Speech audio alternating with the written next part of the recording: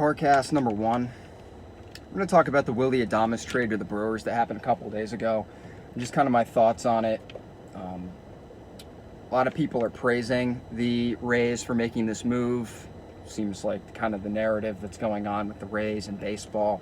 Anytime they make a move, they think that it's going to be the next Randy Arozarena trade, and he's going to, whoever they get is going to be amazing, and whoever they give up is going to be a poor return. And pretty much everybody thinks that whoever the Rays trade with, they're fleecing whatever team that they're trading with. But I'm going to explain why in this case that's not what happened. The Rays actually made a terrible baseball decision.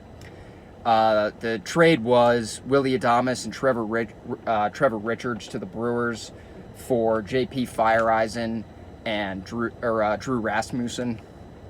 And essentially what the Rays did was they traded an above-average shortstop with 3 years of team control left after this year.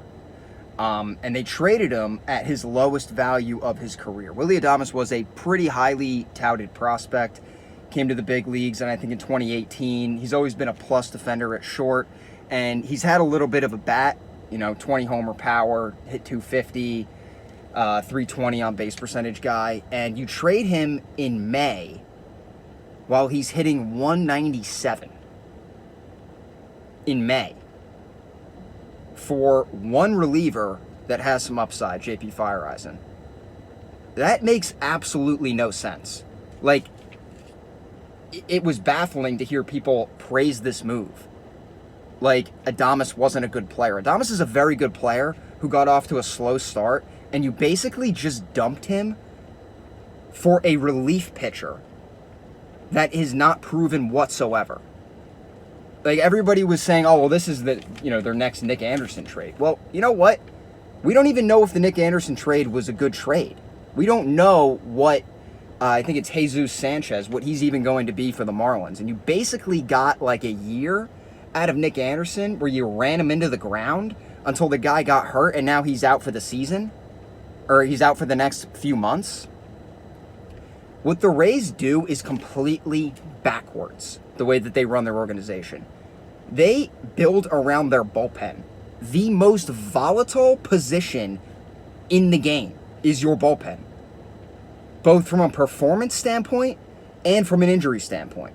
These guys get hurt all the time, and their performance goes up and down. Unless you have an Aroldis Chapman type guy or a Mariano Rivera, somebody who's good year in and year out. Those are basically the unicorns amongst relief pitchers. These guys, they're good for a year and a half. They're good for 2, maybe 3 years. They get injured. They miss a bunch of time. Then they come back. Are they as good as they used to be? And what the Rays do is, instead of building around players like Adames, they just ship them off so quickly. Tommy Pham, they did the same thing with him. They'll just ship off these guys for, relief pitchers.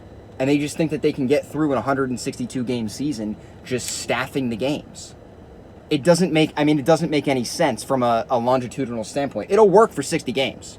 You can run Nick Anderson out there, Peter Fairbanks, all these guys, every single day for 60 games. And you know what? By the World Series, these guys were burned out. Nick Anderson was not the same pitcher that he was in the World Series as he was in August and September, because they get burned out.